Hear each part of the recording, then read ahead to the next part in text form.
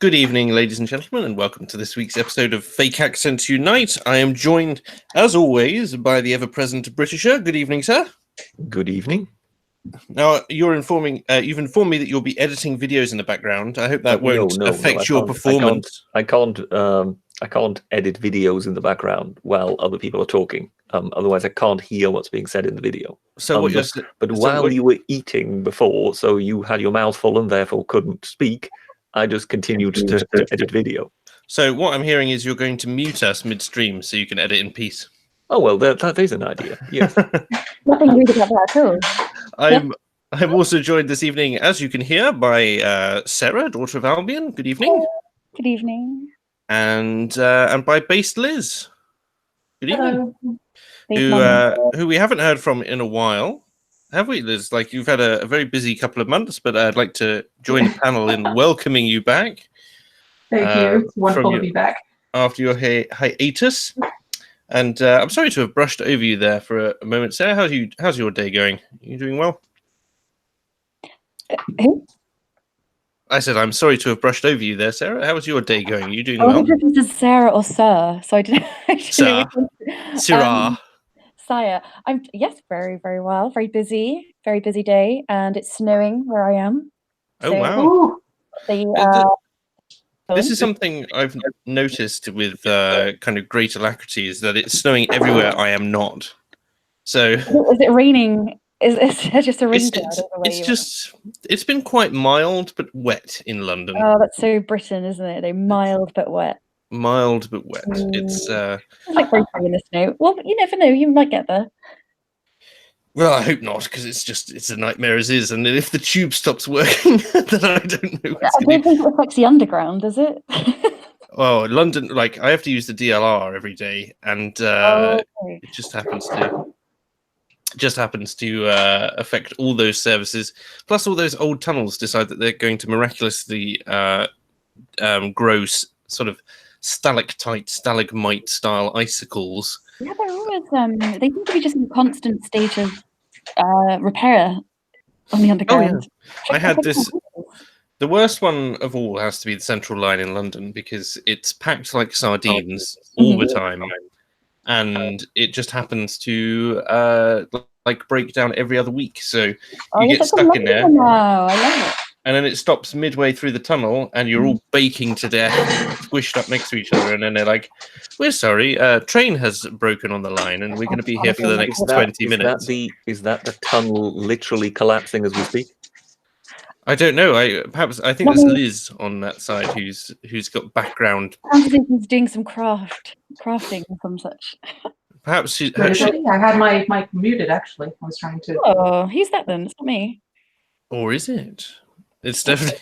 I think Liz is lying to us. I think it's the tactical attack lizards being trained in the background. Well, I have a new mic, and I'm still trying to figure it out. So it's possible it wasn't actually muted, but I thought it was.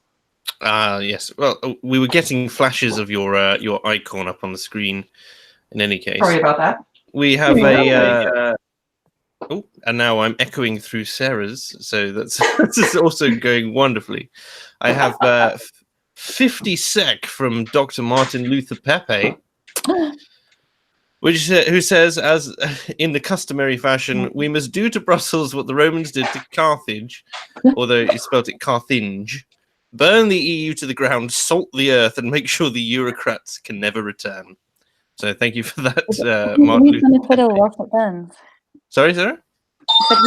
He's going to fiddle whilst it burns. The Britisher, of course, because he's one of the few people who knows how to competently fiddle. Then Carthage wasn't really burned; it was razed to the ground. Yes. The Roman Senate gave an order that not one stone should be left upon the other. Mind you, the Romans seem to have taken a few shortcuts in that approach. Whereas you would think that they would be completely pedantic and would actually carry it out, to the letter.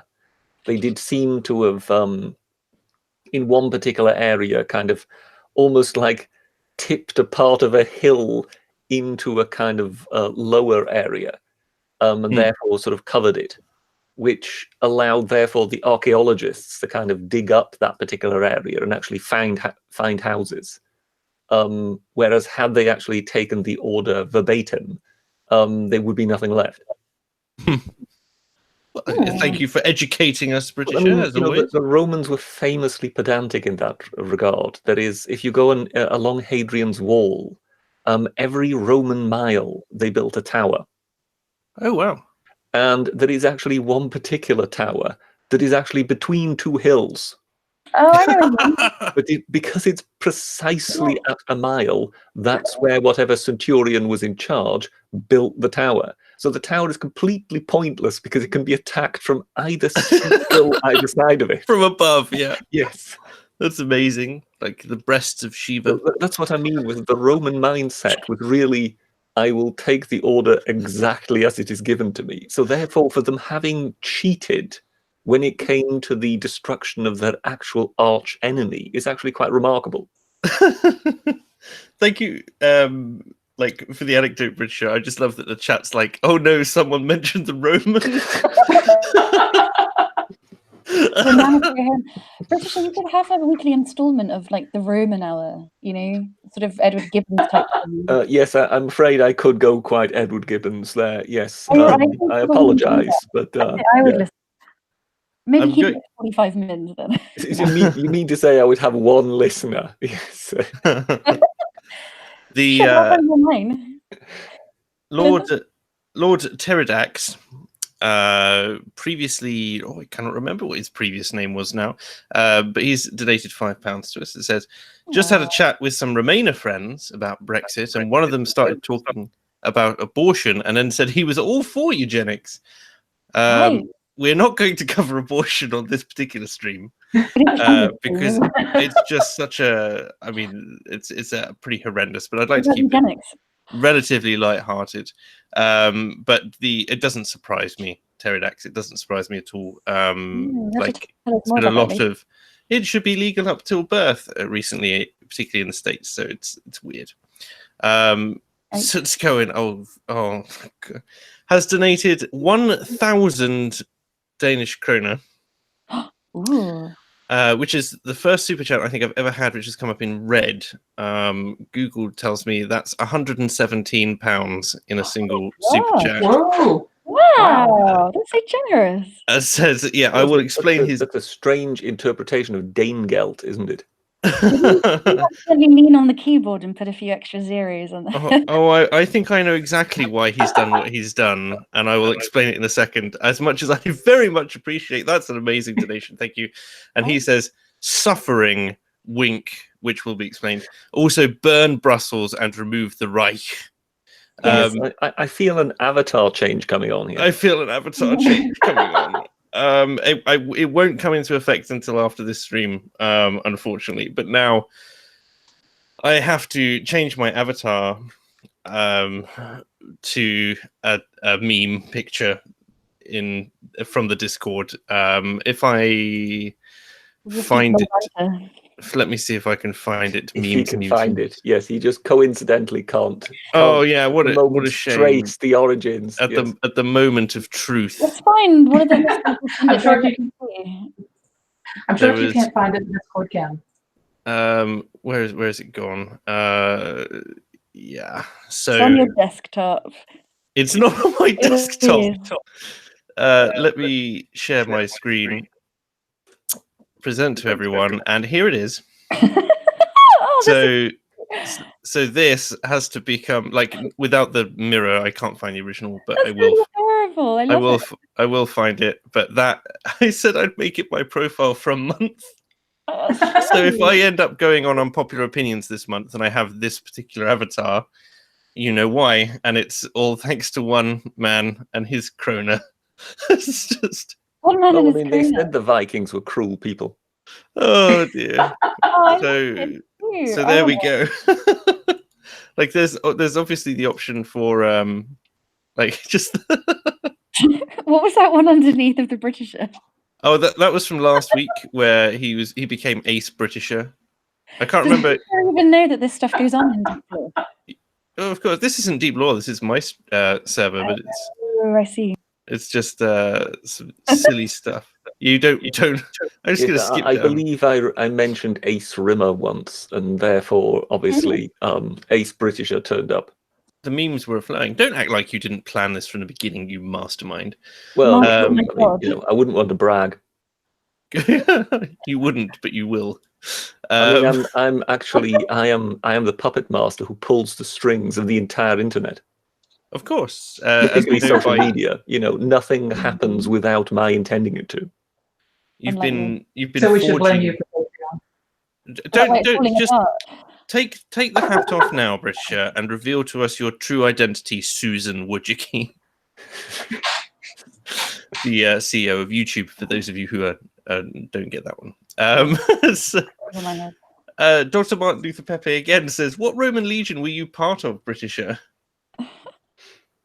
I was part of, oh dear God, what was it? Was it the 10th? I'm not sure. The one that was lost in Scotland. Little do we know, the Britisher was actually one of the elephants from Hannibal's army that didn't make it across the mountains. No, I was actually one of the elephants from the Claudian army that landed in Britain. Oh, I see. Yes, Emperor Claudius, when he arrived in Britain. Sorry, he mentioned Roman, folks. It's his own fault. He knows exactly what he's doing too. When he landed in Britain, he actually brought war elephants. Yes. They are said to have been next to useless, but I think everybody can imagine the psychological effect on some Britons Yeah, who've never ever heard of an animal like that. That's so interesting. So it more than likely was more of a psychological weapon than it actually was a weapon of war, if you know what I mean. The I just have to wonder, though, would your average Brit at the time period be more afraid of an elephant or a dragon? I mean, Well, neither really. We fear nothing. We fear no beast. We fear no beast. The Silly Sailor has also pointed out, so British has banned Sargon from Patreon, and now it all makes sense. Especially given did you do a tweet earlier or something about it, like with the reasons for his banning? And oh yes, there was someone's tweet who thought it was glorious that he had been banned, so it seemed to be an indication that it was more than likely that person. But then yes, Sargon also supplied me the message he had been given for being chucked off. And funnily enough, the two messages, the message that had been supplied to him as for why he had been kicked off, and the message to the other person as in confirming their complaint, were actually different. But nonetheless, the result is the same. I see. I guess every time I click the chat up, I can still see that donation at the top there, and I'm both like impressed and upset at the same time. Now, who here has heard about the academic agent's sick project that he's been doing whilst he's ill? Who's the academic agent? I have not heard of this. So you'll be interested to know all three of you feature in Minion Mark's Unpopular Adventure, that one. text-based adventure game.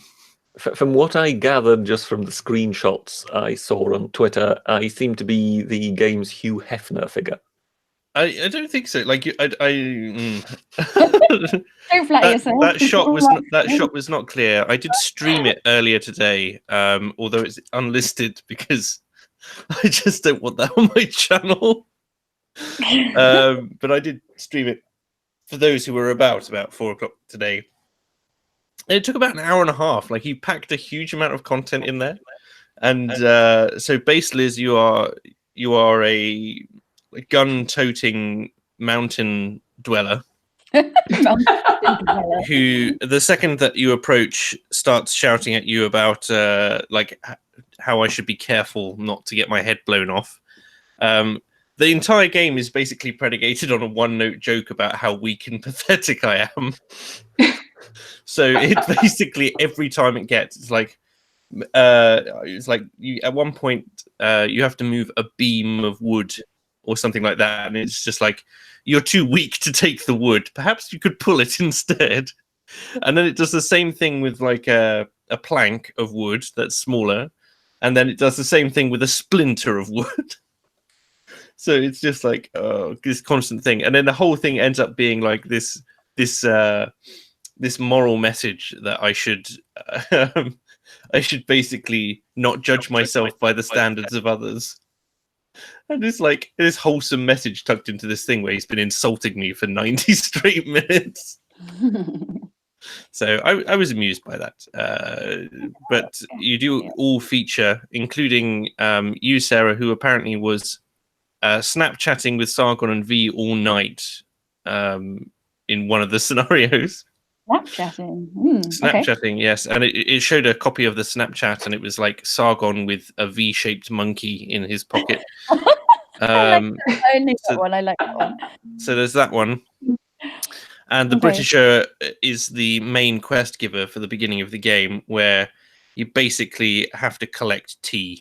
You have to spend this entire time collecting a flask of tea for him because it must be perfectly balanced. Must be perfectly balanced tea. You mean a caddy? I think Shinobi Yaka gave me a silver hip flask or something, and that was what it was served in. Tim Cornish has donated $9.99. Thank you very much, and says, "I like this spicy Britisher rather than the forlorn one of last week. 10k subs, ho yo." Thank you very much, Tim. Apparently you weren't spicy last week, Britisher. Were you sad? I don't know. In what way am I spicy today? Maybe just the. Oh, is that because I cannot identify the name academic agent? That must be it. Oh no, it's just because you like to roll yourself in coriander and assorted spices, of course. Like I would like to point out that coriander isn't a spice, but no, there you go. No. That's why I said and assorted spices, Britisher. Maybe you just like a well-rounded curry. I mean, honestly. 143 people are watching this drivel. I hope you realize. Like, I'm just trying to recall whether the Romans knew coriander or not. Carthage, coriander, same thing. But this brings us on to, I mean, it doesn't bring us on to, but I'm moving us on to the main topic of this evening, which is sort of humor of the British and the humor of the Americans, how they differ, and what our favorite pieces of humor from sort of pop culture and beyond are. So I'm curious, like, if you had to pick your favorite comedy series of through all history from any nation, which would it be and why? And this is where, Britisher, you show your continental knowledge and pick some obscure, like, I don't know, German comedy drama, if such a thing exists, and none of us except Sarah know what it means. Something like Klimbim. Yes. No. Klimbim. I mean, you did ask, didn't you? I expect that so immediately. I was expecting "allo allo" from you, to be honest, Britisher. Well, I mean, I think when it comes to things as in trying to gauge it, I think one of the things you have to understand is that comedy kind of is an evolution. So, to a certain extent, some things are kind of, very, very impressive and very great in their given day. But then very often they then become what the next generation of comedians learn from, if you know what I mean. I mean, there is this kind of saying that every sitcom now is Seinfeld. So that basically it now no longer looks that special because by now it's become the mainstream. Whereas in its day, it was special. It was unique. It stood out. So that's why it's very difficult to kind of call the kind of all-time great. My view is that the greatest sitcom of all time is Dad's Army. Very well. It's a good choice. And to reference the sadness of yourself and your lack of spice, Tim Cornish has clarified with another $10. Thank you very much, and says, "The week that was to close January made me want to donate a colouring book to Britisher to cheer him up." Oh. Apparently, well, there you go. So you were very, very droll in that one, apparently. And Dr. Martin Luther Pepe chiming in with 20 sec again, thank you, and saying, German comedy is no laughing matter. Nice. There's an episode of South Park where the Germans, so sick they are of being told that they're not funny, develop a robot called Funny Bot to do all of their humor for them. The humor bot. And the worst thing about it is it is considered to be the funniest comedian on earth. But it basically just does the same joke over and over again, and then decides it's going to kill everyone in a theater because subverting people's expectations is the greatest humor there is. And then it's ironic. Why the robot comes preloaded with Gatling machine guns, I have absolutely no idea, but the Germans did it. So I think any German robot would just for standard come with machine guns, wouldn't it? Of course, yes. It goes without saying. I really should have presumed as much. Dad's Army is pretty good. I've not watched it actually for a number of years, but and obviously I have my choice picks. Although I enjoy Red Dwarf, for instance, but not for as much for the comedy in and of itself. Although it's pretty funny. Like I like the story as well, but. I don't know. Some of the Monty Python sketches are pretty up there. I quite like the "So You Want an Argument" sketch, if you know that one. No, I don't think I do. Yes, I know that one. So I'm looking for an argument. So he goes into this. One of the characters goes straight into this building and books an argument in with someone. Goes into a room and starts getting abuse hurled at him. Should join Twitter. Yeah, that gag wouldn't work today because we have Twitter for that. That's only the very beginning because he finds out he's in the wrong room. Yes, this is abuse. Arguments is in the next room. You want 12A, not 12. So he goes into the next room and starts having an argument with someone, and then he's saying it's not an argument. It's just a contradiction to John Cleese, who's just going, no, it isn't. Yes, it is. No, it isn't. Yes, it is. Yeah, anyway, nowadays they find it very difficult to kind of make sketch shows. Most sketch shows which basically have been established, those are the ones that are running. So if you get any sketches, it's still kind of, Harry Enfield and things like that, because they can kind of produce them risk-free, because one of the problems with sketches is they become too expensive. Right. Because the production values in comedy have just gone through the roof. They've gone up and up and up and up. And now most sketches, you've got the feeling that every contributor is at least for 4 hours in special makeup. Whereas back then, in the days of Monty Python and whatever, it was just basically throw on a costume, go on. The sets are a bit cardboardy. Nobody cared. But now the production values for this stuff are so high that it's pretty much dealt a death knell to sketch shows per se, because they would be even more expensive than trying to put on a sitcom, because every single sketch is yet another budget, if you know what I mean. Yeah, well, so instead they went for panel shows, didn't they? I mean, you get a bunch of comedians now on a panel show, because it's like they'll all go through makeup, but at least it's most of it's ad lib. And they all effectively come with their own script writers. They've got their own gag writers, or they write them themselves, mainly a combination of the two. Which is why, of course, the art of comedy script writing has gone completely out the window in this country. We don't have that conveyor belt anymore of people coming up constantly who have kind of collaborated with an established script writer, and then kind of get given their own script, and then start writing their own comedy show like that. I mean, that's how it tended to function. I mean, anybody who's ever seen the series Comedy Connections will know that that's pretty much how it worked. Well, ladies and gentlemen, this was supposed to be a light-hearted stream about the comedy that we all enjoy, but the Britisher has managed to bring about the death knell of comedy. The death knell of well, I mean, it started in a way heading south after the second best comedy series of all times. I thought you were going to say after something like Liberal Zardos was saying in the chat, he's saying Aristophanes. in ancient Athens. Aristophanes, yes, yeah, of course, Aristophanes. yes. All right, excuse my pronunciation. I'm not. But no, the second one, so basically the best one I say is pretty much the one at the beginning, which is Dad's Army.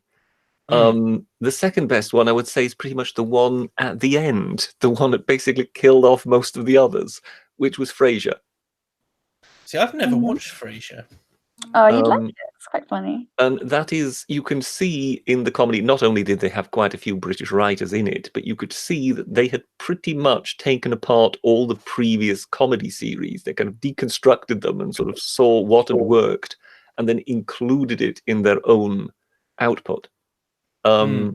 So I think some of the Dad's Army's episodes were lost. And I think there are 80-something that currently survive. So chances are they made something in the 90s or whatever. But Frasier, I think, went on for, is it 11 seasons? I'm not sure. And I think even they agreed that the last one was one too many. But that means that there were already over 250 episodes. So if you can produce something that is of a high standard for that long, then you're good at what you're doing. Tell that to the Simpsons, though. Well, yes, yeah. I mean, but then again, I mean, nobody would agree that the Simpsons are as good anymore as they were, if you know what I mean. I mean, it's definitely changed. The humor has definitely changed over God knows how many years. I think it was John Cleese. Was it Connie Booth and John Cleese? They wrote Fawlty Towers. I think so. And after 12 episodes, they said, "That's it. There won't be any more. That's all. You know, otherwise we just simply can't keep producing this amount of quality." Eternal Asquith in the chat is saying, please mention Last of the Summer Wine. It ran longer than The Simpsons. Yes, and I think just about every third episode or so had a bed rolling down a hill. Bathtub, I think. Just strong. There you go. I feel like I have to see it to understand. Yes, we've mentioned the Last of the Summer Wine. It would just look so naff. What would? Sorry? I said I've always wanted to visit the museum in Yorkshire. I'm determined to do that. It's such a scene. it's a very specific kind of person that wants to go to a Last of the Summer Wine museum. Reminds me of Sunday night sort of TV, but like the night before school TV. And how do we say, Last of the Summer Wine, for the people who don't know it, is try and imagine somebody trying to create a comedy series where the main aim is not to be offensive. So basically, write something completely inoffensive that, you know, everybody can live with. And that's pretty much Last of the Summer Wine. Sorry? Quite slapsticky. Yes. Yes. Well. I do. Hence the bed rolling down the hill in every second or third episode. The only real memory as I have of the Last of the Summer Wine. Oh no, I'm thinking of Keeping Up Appearances. That's different. There you go. I have no meaningful. That was quite a decent. That was quite a decent series, I thought. Keeping Up Appearances. It was very funny. I mean, she was this absolute harridan, wasn't she? And he was so spineless, but whenever he could get away with something, so spineless. Well, I mean, spineless. Everybody turned spineless with her because she was a force of nature that basically you just had to give way, or else she would break you. But you know, the way she always picks up the phone, what is it? The bouquet residence, the lady of the house speaking. Bouquet, yes. And nobody would dare point out to her that actually her name is Bucket. Yes. Oh dear. No, I mean how they managed to kind of find humor in sort of the most innocuous of things. So every time her son would call, who is clearly as gay as a maypole. Yes. You know, she would never cotton on to it, even though the father would just roll his eyes. I'd like to bring Liz in on the conversation because she seems a bit lost at the moment. So, sorry, Liz. Do you have any personal favourites, Liz? What's your humour type? I prefer to find humor in books than in movies and videos. Honestly, I think the funniest thing when I'm looking for humor is the book 3 Men in a Boat by Jerome K. Jerome. If any of you have read that. Never heard I of have it. read that. It's three British gentlemen who suffer from what is it they suffer from? But they found it was a problem. I think the one gentleman found it was a problem with his gallbladder. He said when he was young, they misdiagnosed him. They said he was lazy because he just never felt like doing anything. And it wasn't his fault. It was actually his gallbladder. So the reason he doesn't like going to work and the reason he doesn't like doing his homework and everything, it's biological. It is not his fault. And, and he goes into it. So he decides he needs a vacation and he takes two friends of his, and it's hysterical. And the dog. Yeah, and the dog, yes. That's Love the that. name. The title of the book is actually 3 Men in a Boat to Say Nothing But the Dog. So yes. I'm very Have you sorry. read this as You well, know, Sarah? I must confess that I have had a conversation about at least part of this book with one of the panelists here. We were talking about this just last week, weren't we?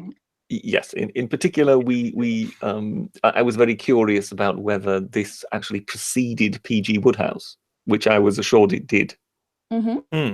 Very similar, isn't it? Very similar, P.G. also in its use of language. So I think P.G. Wodehouse took some notes when reading this particular one. Yes, P.G. Wodehouse is also very, very funny. And when it comes to videos or TV series, I would say that Jeeves and Wooster is probably the funniest, but the books are funnier. Yes, I finished Jeeves and Wooster the other week, actually, after being introduced to it. You flew through those series. Did you enjoy it? Oh, yes, very much so. I was quite distraught when I finished them all until I realized I could watch them all again at some point. So that was very amusing. Well, I believe Stephen Fry is somehow the president of the P.G. Wodehouse Appreciation Society or something like that. Really? So for him, it was kind of a semi-religious experience. They were absolutely determined, the two of them, that they were going to make something that was very true to the spirit of the original Wodehouse material, book. yes. Wodehouse, very good job. In particular, when it comes to the use of language, I think that's where they were very particular. We were talking. I was watching an interview with Wodehouse, actually, who, when asked about why he felt his books were so successful, was mainly because he said it's not really true. He says, because he was raised, I think, in the States, and he had this this kind of impression of what he imagined the British aristocracy to be like, and so he wrote them as he imagined them, and of course, it's very larger than life. That makes so much sense because you watch it and it doesn't seem realistic. It seems like a caricature. Well, yes. I don't think he was raised in the States. I think he was raised here in Britain, but I think he was raised by a series of aunts, which is, of course, that doesn't surprise me. At least. Which is, of course, why the aunts are all singularly horrible in this. I do, but all in different ways. I do remember towards the end of one of the latter series when Wooster ends up having to go on stage to say this one line in New York, and his Aunt Agatha, who's on her 4th or 5th actress at this point, it's hard to keep track sometimes. Right. Comes onto the stage. Aunt Agatha doesn't change. It's the same actress from start to finish. No, it's not. There's definitely a change. There's definitely at least one change. But the fire department come in because he's shouted fire in a crowded theatre and blast Aunt Agatha with like this hose of water, and she goes flying through the air off camera. And I remember it caught me completely off guard because the series had been relatively grounded until that point. And it's just this thing. I think they actually, one sort of one of my favorite Wodehouse quotations is actually used in the series. What is it? Aunt calling onto aunt like mastodons bellowing across primeval swamps. Which is just... I used to have I still do have a friend, but we were at I was at his birthday once, and the family had all got together, and my friend's mother's side, like when they all get together for a party or something, they used to call it a great conflagration of the crows, because they would go cackling across like the witches. It was just like just because once they had a little bit to drink, they would just cackle and cackle. And it was quite noticeable once they pointed out the way in which they were laughing. I think when it comes to Woodhouse, I mean, what he basically did was to kind of create the clever servant that was much smarter than his master. And I mean, there's an age-old kind of tradition in that. I mean, I don't know if the Aristophaneses of the world were already doing that. I know that the Romans already were. But I think sort of also in various operas and whatever, you kind of get the smart, you get the kind of smart Alex servant who is kind of, getting one up on the idiotic masters. That's very rude. So I think he was kind of drawing on a tradition there. It's funny that doesn't seem to have really kind of continued thereafter, more than likely because the servant class just basically disappeared. I mean, anyone who's watched Downton Abbey will have realized that by the end there are quite a few fewer servants around the place than they are at the beginning. Well, it's like there was a great pleasure taken in things like the Ganymede Club being much more opulent than Worcester's Club. They had more money. Club. The Drones. Than the Drones Drones, Club, yes. And quite accurately titled, yes. Yes. The Harry channel has chimed in with $10. Thank you very much, sir. And says, sorry if off topic, but if you like humorous books, consider the works of Thorne Smith. For those who prefer movies, watch the movie version of Topper. So thank you very much for that. I don't know if any of the panel have heard of those at all. No. Thorne Smith, American writer, isn't he? Fantasy? I have no idea. But if one was to know, you would know. If we're talking sort of humorous books and short stories and whatever, I mean, one of the finest writers in that regard was Ephraim Kishon. I believe there are some translations of his about in English. That is something that it needs to be experienced to be understood. He's a kind of writer who, in the space of about 3 or 4 pages, can tell a short story and have you in tears. So that one was truly a genius. So yeah, sorry if I just completely killed everything as per usual, but don't say as per usual, British. Ephraim Kishon definitely is someone to look out for. Yeah, that sounds good. I'll have to look him up. I don't know him at all. I mean, I remember one of his short stories. I think it was one of the openers. So by that time, he's already quite a well-known writer, if you know what I mean. And a bit like Woodhouse, he kind of cut his teeth with kind of writing short stories for newspapers and things like that. So he opens the book with a kind of observation of him sitting in he's in a waiting room of a railway station. And across the waiting room is a man reading a newspaper. And he just basically, describes the man very briefly and then says, well, yes, and with the keen eye of an observer, I can immediately tell that this man is an idiot. Because, of course, he has leafed through the newspaper and gone past my short story without even reading it. So he then kind of makes several observations as to, what for a completely uncouth man this is. One can tell clearly from his facial, from his facial features and so on. And then the man starts leafing back to the very page in which his short story is. Ah, well, you see, now this shows the methodology. This is the thinking of a keen mind. He has gone he's used method. He's gone through the entire newspaper to establish where the article of greatest interest is, and then has gone back to my page. So he kind of yo-yos back and forth from describing this man as a complete imbecile to an absolute genius. And this goes back and forth. And I mean, at some point you're hurting, if you know what I mean. And at the very end of the article, of course, when it once again emerges that he isn't reading his particular short story, he's by that time already wondering whether he should get in touch with the authorities because of course he's Jewish, Kishon, he was living in Israel. maybe he should be getting in touch with the authorities because a Palestinian terrorist has managed to get into this particular station. That sounds wonderful. I'll have to read that. Did you say that was a short story? Or that's a piece of... No, that's just a short story with which he opens that particular book of short stories. Yeah, Ephraim Kishon is very well known. I think he was very, very much loved in Israel. Okay. So I think he wrote in both Hebrew and German. If you know, hence with my knowing some German, I know of him.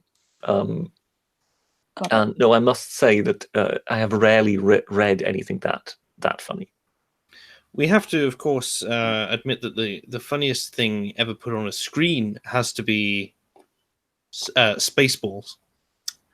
But I would differ. I would say the funniest thing ever recorded is actually recorded for German television.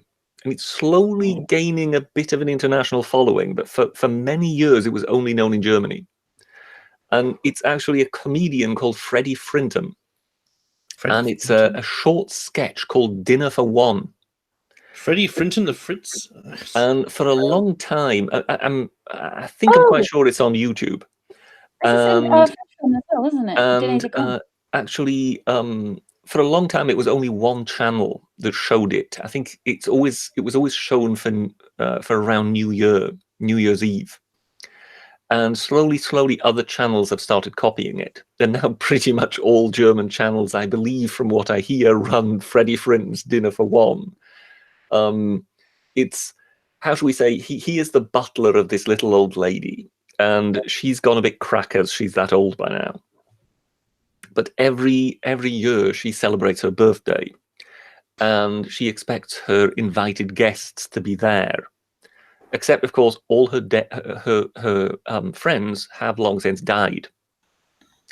So the butler has to take the place of all these guests. So, of course, with every single course, they drink a toast to her. So this poor butler has to drink all these glasses. So you can imagine after one or two courses, he is several sheets into the wind. And it continues to grind on remorselessly, and this man must drink more and more and more while serving food to her. So the sketch, I think, is only somewhere between 5 or 10 minutes long, but it is, as slapstick goes, it's at the absolute highest order. Sutsgoen has you here, Britisher. It says it's called Dinner for One. It's been playing in Denmark for decades. Yeah. It truly is something special. And Freddie Frinton apparently was a very well-known comedian here in Britain, in music hall and things like that. And his special field was playing drunks. So here he really was at the height of his powers, playing this increasingly drunk butler.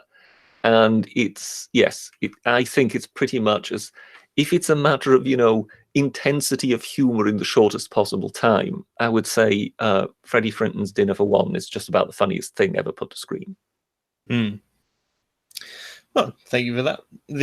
I don't know it, but there you go. Oh, people are now clicking that 1,000 kroner is 100 quid and saying, change your profile picture to the degenerate pony thing immediately.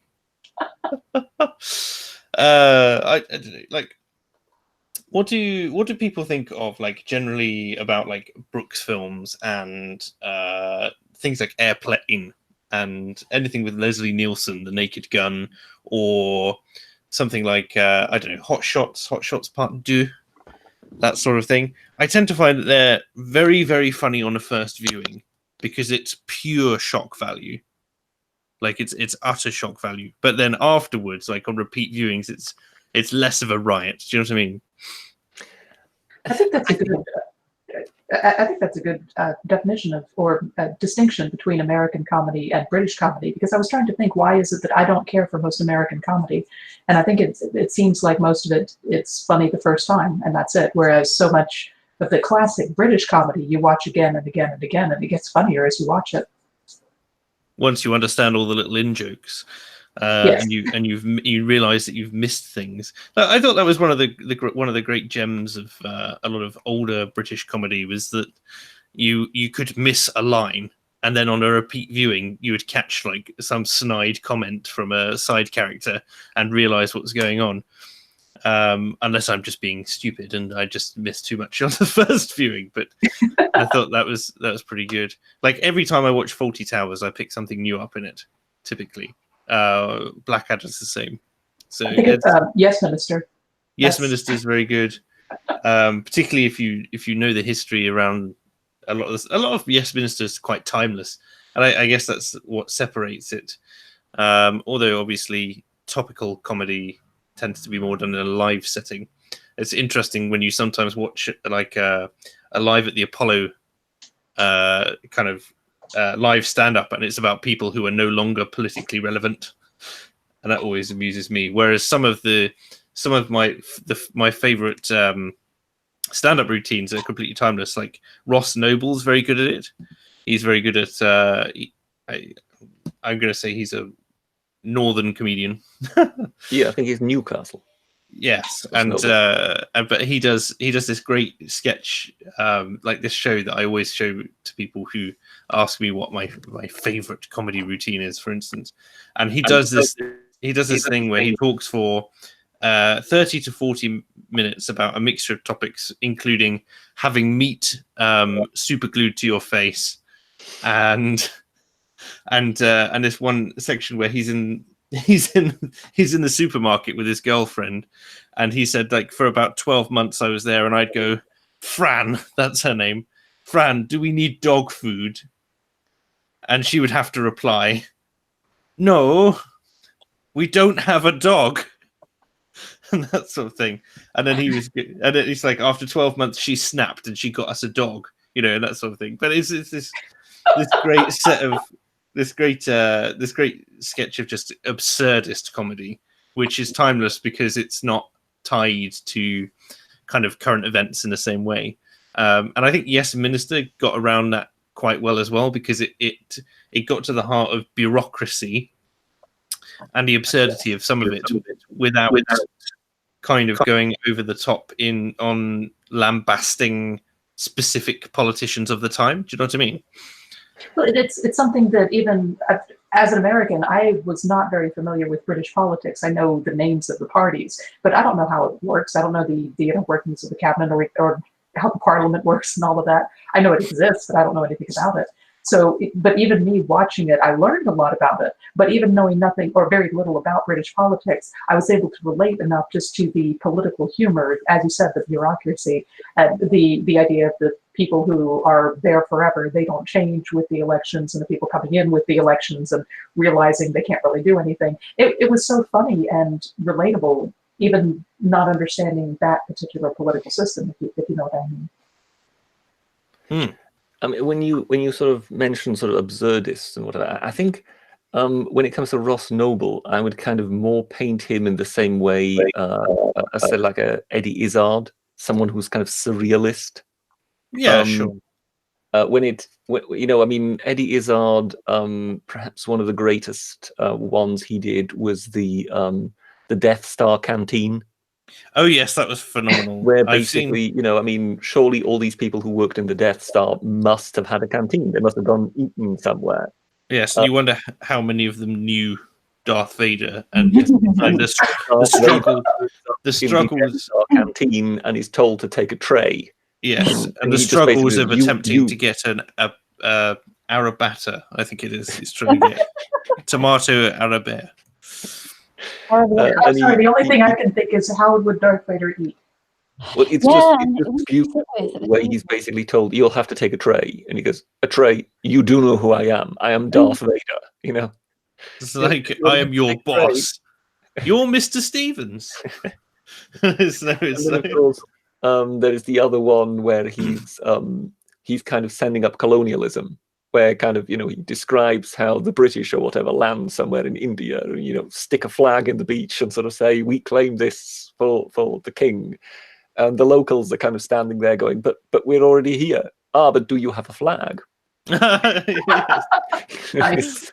And then obviously there's Cake or Death. Yes, Which Cake was- or Death is another one. Yes. Cake or Death it shall be. I think he's got a very good voice for it as well. Like he's very the Eddie. Just a fun fact, Captain B, as this stream is already demonetized, Captain B says the Eddie is our Death Star canteen skit is referenced in the Star Wars porn parody. So I was like, I'm not going to fact check you on that, Captain Bees. I should just assume that you've had enough exposure to know. Yes, Tailed Feature has this theory that the reason any clips would get demonetized is because my voice appears on them. Is that my theory, is it? Oh, it's here. Hello. He has. Hello. He was moaning in chat, and as he's hilarious just by writ of him speaking Bulgarian, I thought we'd have him on as well. That's always Shall good. Jared. Did you miss out the Ross Noble, the actual punchline to that joke, though? I think you did, didn't you? Yeah, of course. Was I that did. intentional? Was I that, don't know. I wasn't doing a great job of, of telling the joke. So, it goes on like she got them a dog, and then he has to change. He thought, I'll stay one step ahead. I'll change the product. So he says, "Fran, do we need nappies?" And I thought, get out of that one without my help. And then of course she got me good, of course, because she just replied. She said, "No. The doctor says you don't have to wear them anymore." Very good. So, but no, it's a great sketch, complete with some really bizarre stuff. I think the only sort of really surreal thing from that kind of realm of comedy that I didn't enjoy was one of Noel Fielding's shows, because he spent 45 minutes talking about how he was a blue bottle, like the Fly, and was buzzing around the stage, and it was literally just that. And we were watching it, kind of waiting with bated breath for it to get funny, and it never did. So it was on the cusp. I think when of it came to Noel Fielding, it was kind of a sort of one-hit wonder, wasn't it? I mean, The Mighty Boosh, when it first came out, was very creative and very different. And you kind of had to take your hat off to it, that it was crazy, it was insane, but it was in that school of sort of complete insanity. This is British comedy. The Mighty Boosh is a funny one, because I don't know why I like it, but at the same time, it's incredibly entertaining. Yeah, but I'm not sure you can. I'm not sure that is one you can watch again and again. I don't know. I've watched it 2 or 3 times now. But then again, now that we have the resident Bulgarian on here, I guess we'll have to start talking about Rabsi Nesbitt and Air Scotia. Excuse me, what? Or the big yin. About the what? The big yin. Yes, the big yin, of course. Sorry. How could I forget the big yin? I am completely lost.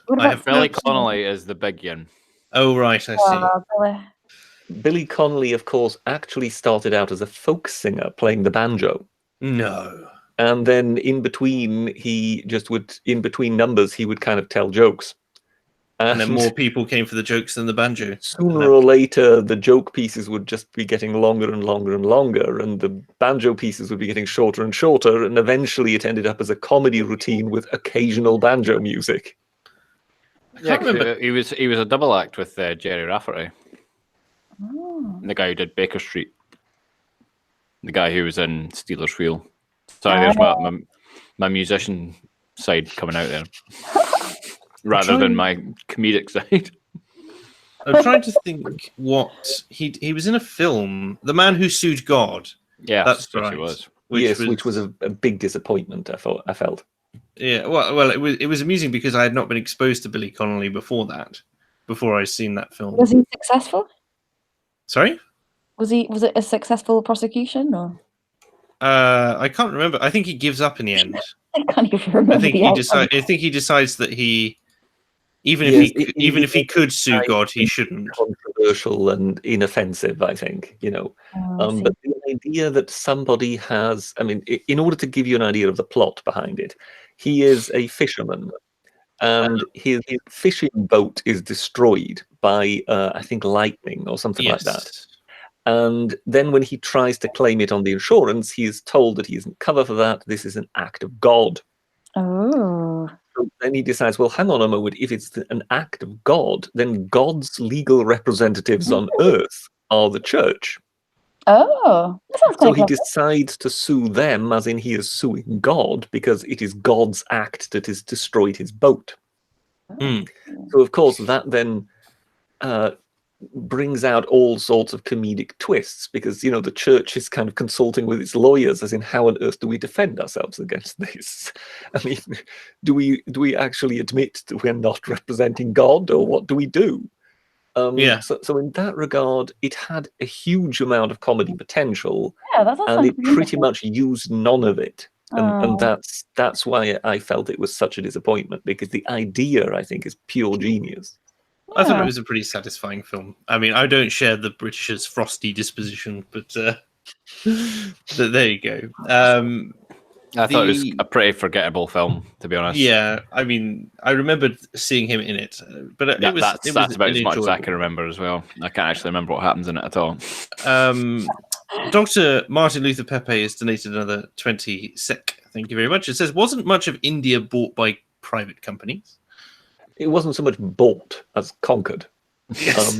And it was in all fairness to the British East India Company, that's the private company we're talking about.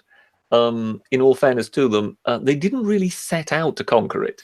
It was that they were attacked by warlord after warlord, and they operated on a, dare I say it, Roman principle, as in, if you've attacked us, we'll defeat you and take your land from you. So where did this Roman principle derive from, British? No, I'm joking, please don't. Is there a humorous story behind that?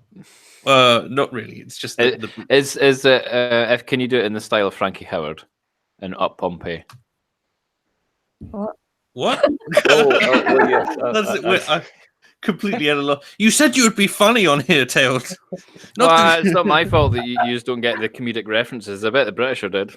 Stop it. Oh, don't. If you did, he didn't. Don't.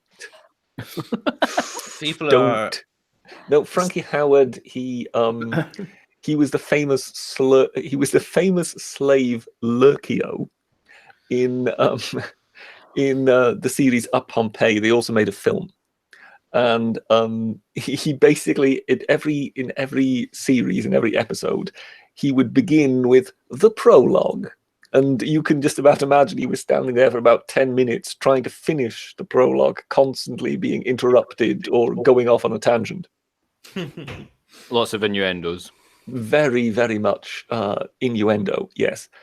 He was one of those comedians who was pretty much killed by new comedy in the 80s coming along, the alternative comedy scene. But satisfyingly, toward the very end of his life, he was suddenly a star with the student scene again. So one had effectively gone full circle and realized how good the man was. So somewhere in his 70s or 80s, he was back on stage doing his sort of innuendo masterpieces, which I found quite satisfying at the time. I sort of thought, well, yeah, that's the way to go. You know, if you're a comedian, to kind of late on in life suddenly to have a new high. Well, it's interesting, isn't it? Like people like George Carlin managed to keep going, right, all the way up until the end, and they were still doing stuff. He was fueled by bitterness, though, wasn't he? Bitterness and spite, yes, Yeah. to the bitter end. Chat seems to be a bit distressed that we have glossed over Blackadder in the comedy greats. I mean, there are a number of comedy greats, and Blackadder is among them. Apart from, as we well know, the first series, which was absolutely dire. I don't know how it got renewed for a second series after the first one. Well, I think a lot of these things are basically, I think, who you know and what you know in the BBC. It was Richard Curtis and Rowan Atkinson who were in charge of the first series, and it is terrible. And then they brought on board Ben Elton, and it wasn't that Ben Elton was kind of this master. It was that somehow the chemistry between Richard Curtis and Ben Elton provided each one with something the other one didn't have. And in that regard, it suddenly became something very special. It was a similar thing with Doug Naylor and Rob, what's his name? Rob Grant. Rob Grant. Where you can tell when Rob left the series, because it's always been Doug's baby, but the two of them together made it work. And then Rob left for some of the later series, and he came back on the last one. And they got the whole gang back together. I watched the all the documentaries. Like, it's quite sad, really. I watched all the documentaries about the Red Dwarf casting, because they did one after every series, and it's really interesting to see how the attitudes changed between. Well, I think series. generally Red Dwarf was kind of it was kind of part of that sort of boom of comedy that particularly the BBC had in the 90s. It was pretty. The 90s were pretty much started off with Jeeves and Wooster on ITV, and things like Keeping Up Appearances and Red Dwarf and whatever that we've mentioned were all going in the 90s. And it really was a kind of a decade that was quite on fire when it comes to it. When you sort of, I think I've been on some other stream once, and we sort of went through all the comedies of the 90s. And once you start sort of digging down to how many different ones they were, it is quite staggering just how much of it was going at that time. Yeah. But sorry. So JS has just said, "Thank God there wasn't a Roman times Blackadder." Well, there was, of course, the time machine Blackadder. Did you not see I said that in the chat? Yeah, I know exactly what you said. There was the time machine Blackadder where they end up at the Hadrian's Wall. Yes. Where some, I believe, some orange hedges are running towards them. Running towards Hadrian's Wall, yeah. Some orange hedges. That's not a hedge. That's the Scots. I haven't seen that particular one. My favourite part of that particular episode is where Blackadder is leaving the court of Queen Elizabeth I, and on his way out in the corridor, he bumps into someone, and lots of paper falls on the floor, and he realizes, oh, this must be Shakespeare, and just walks off. Because he's keen to get back to his time machine. And then as he's halfway down the corridor, he suddenly stops and turns around and says, "This is for every schoolboy for the next 500 years," and punches him in the face. Amazing. What do we think of Tommy Cooper? Because he's just like that. He's obviously he's kind of heralded as like this glorious kind of figure in the comedy world, but I tried watching one of his shows, and that's not for me, not amusing at all. But the only thing I know about him from outside of his comedy routines, for instance, and his death, obviously on stage, was when he met the Queen, and the first thing he said to her, he says, "Do you like football?" And she said, "No, not really." And he said, "Can I have your tickets to the box then, please?" Because she always gets a royal box at the World Cup. And so that's a fair enough question, really. And apparently it made her burst out laughing. So if you want to see a good one with Tommy Cooper, it's The Plank. Plank was a silent movie that he did with Eric Sykes. I believe afterwards they did a remake with Arthur Lowe, Eric Sykes and Arthur Lowe, so basically the guy that played Captain Mannering. But I believe the original was Cooper and Sykes, and it's kind of a silent comedy that isn't really silent, if you know what I mean. So you get all the background noises and everything, but they're not really talking. And what it is some builders who are one plank short to finish the flooring in a house they're just finishing, if you know what I mean. So they have to go to the builder's yard to pick up one plank. So they obviously tie it to the top of their of the roof rack on their car, and then set to driving back home. And the amount of times they lose that damn thing. And yes, there's lots of slapstick that ensues. And it's very much one worth seeing, and he's Cooper is quite good in that. I would not be able to watch that. That would be too painful. Speaking of tying things to the roof of a car, that just reminded me of that episode of Mr. Bean when he's not inside his car, but he's strapped on the roof. Oh God, I'd forgotten about Mr. Bean. Yeah, and he's driving the car with like two broom handles. He's pushing at the just rings the bell. Yes. Yeah. Well, I believe that is again written by Richard Curtis. I think it might be. Yeah. I'm not quite sure how one actually would get set about writing silent comedy, because if you're a script writer and you're writing just regular comedy, you mainly script the dialogue. If you haven't got any dialogue, I'm not quite sure how you would actually set about it, if you know what I mean. It's quite easy. It's just stage directions, isn't it? Very, very descriptive. Well, yes, but try describing a situation where someone is sitting on top of a car, steering a car with broom handles, if you know what I mean. No, I'm not a comedy writer. It's not my job. So that does sound tricky, but yes, that was another Richard Curtis project, I believe. Oh, how interesting.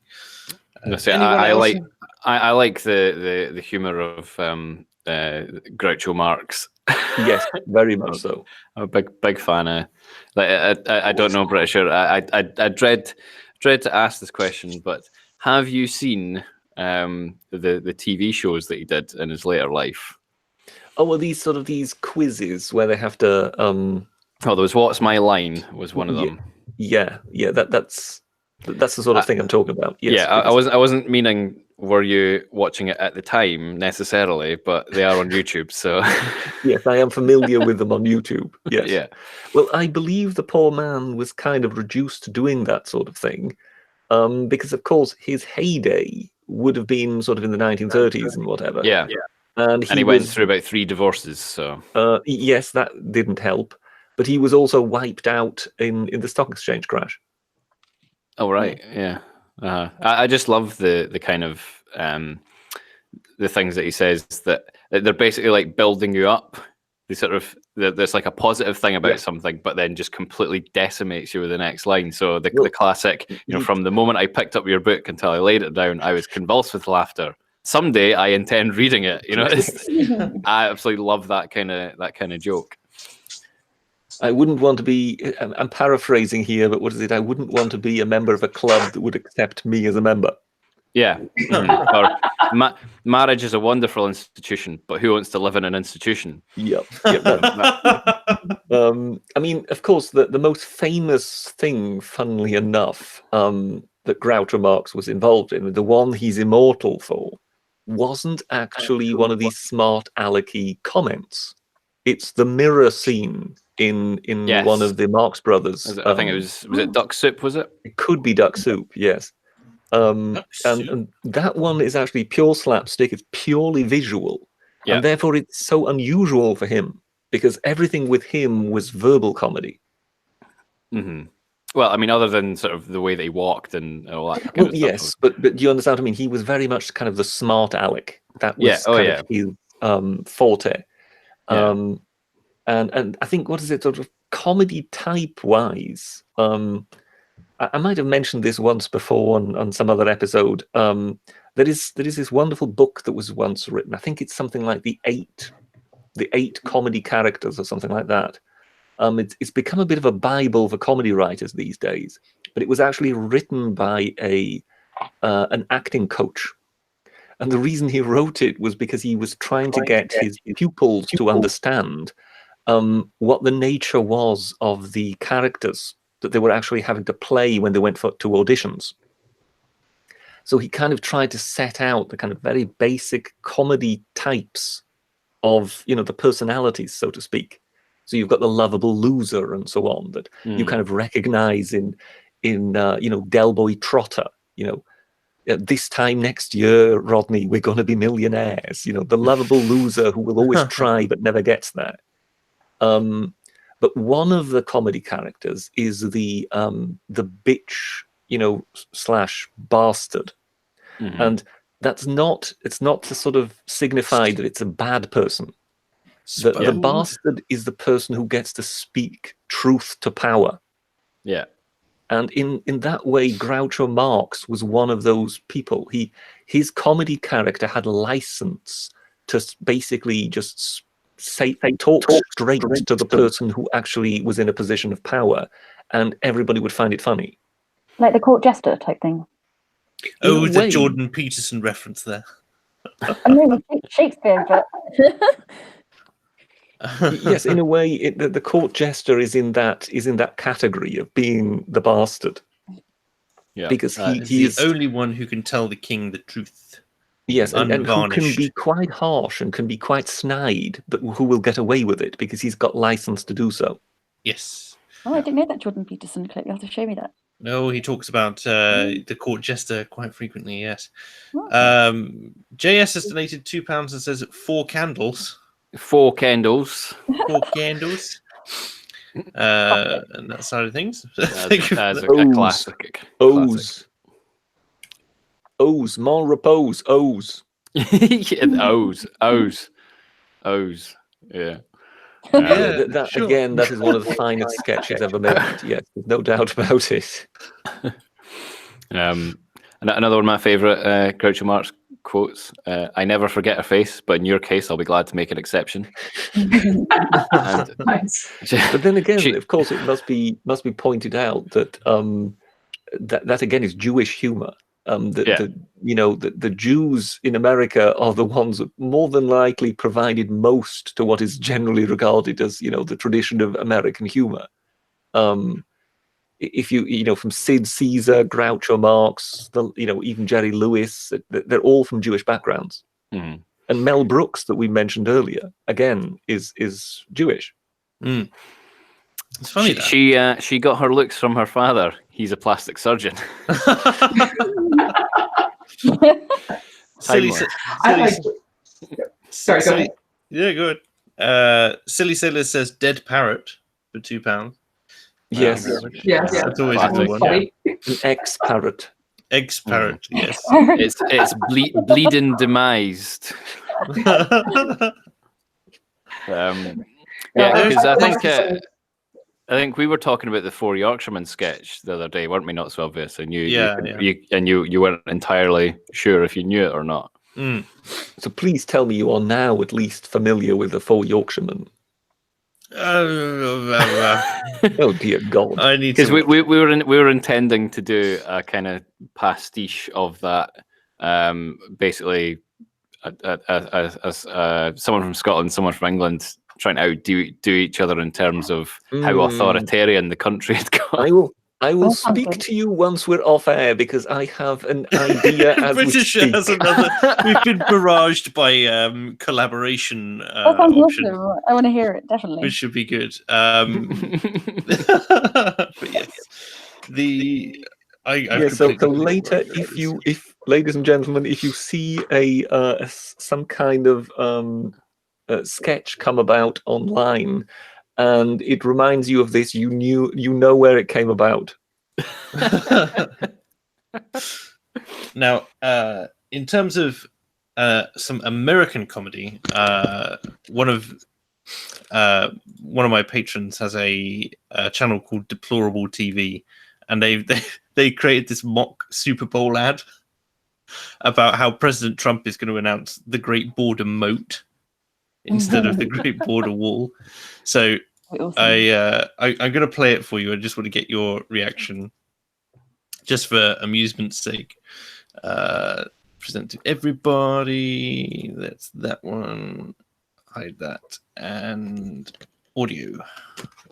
Fellow Americans, tonight I am speaking to you because there is a growing humanitarian and security crisis at our southern border.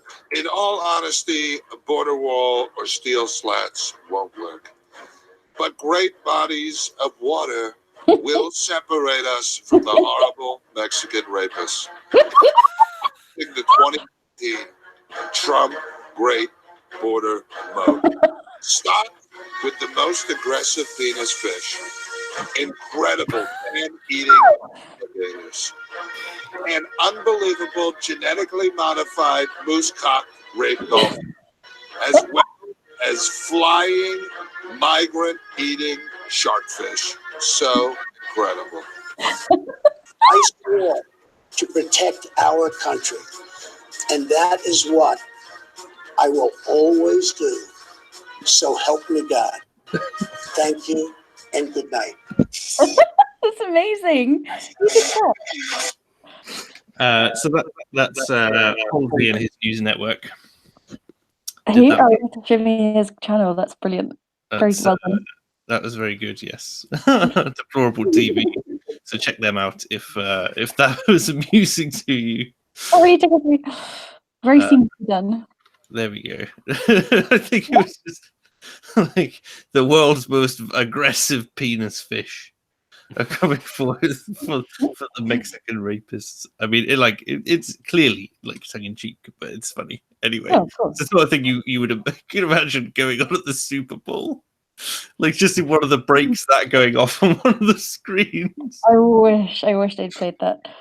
That would be so funny. Oh dear. You'd literally have to like cut South America off, I think, in order to make that happen. That'd be amusing. Oh dear. Anyway, does anyone else have any comedy greats that they want to bring up before we bring things to a close? I should take that. I was okay. No, it's fine. No, go on, Toad. Go on. Take us out with something. Take us No, out. I was just thinking. Well, because obviously I missed the very start of the stream because I was at work. But I don't know if how much kind of satirical comedy you went into. I mean, not this. Did you talk about any Such as? Do tell. Oh, I don't know, like Spit an Image. Oh God, like those puppets terrifying. Yeah, Like they're hilarious, and of course they did the follow-up series. I can't remember what it was called. Newsoids, yeah, which was a little while ago, but I think they only did 6 episodes of that one. But it was it was funny, but the puppets were scary. They were sort of thing to give you nightmares as a child. Do you know what we're talking about, Sarah? No, I don't know. I don't think I remember it. No. Let me bring up an image of the Mhm. spit. I was going to say Mark is younger than you, and how does he remember it then? Right, these are the spitting image. Mm-hmm. The spitting image puppets right here. Right, they're absolutely terrifying. It feels like the kind of thing you put on when you break into an embassy and hold them at gunpoint. or something from a really bad B movie horror film about possessed dolls. That's the sort of thing that you're looking at. But there's a Trump one. Oh my God. Yeah. Hey, that's not. It's remarkable how Thatcher's puppet kind of changed over the years. So in the end, she kind of had those insane eyes, didn't she? Yes. Oh, that's funny. That's horrid. I mean, it's all in the great spirit of British caricature.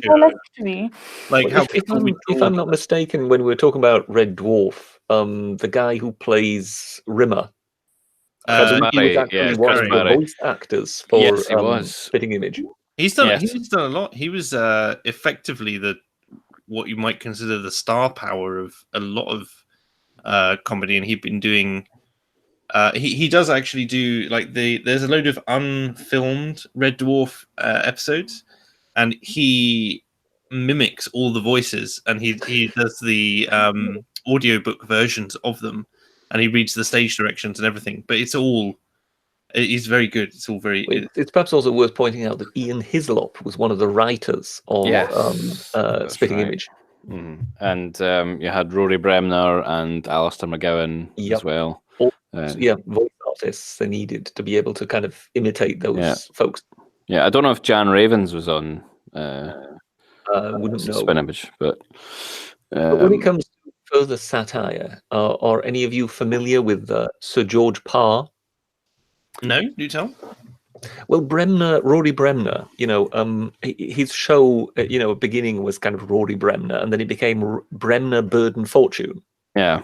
And Bird and Fortune always did these interviews, and it was, from each episode, it was always the other guy it was interviewing the second chap. So if it would be Bird interviewing Fortune, the next time round it would be Fortune interviewing Bird. But the person that was being interviewed was always Sir George Parr.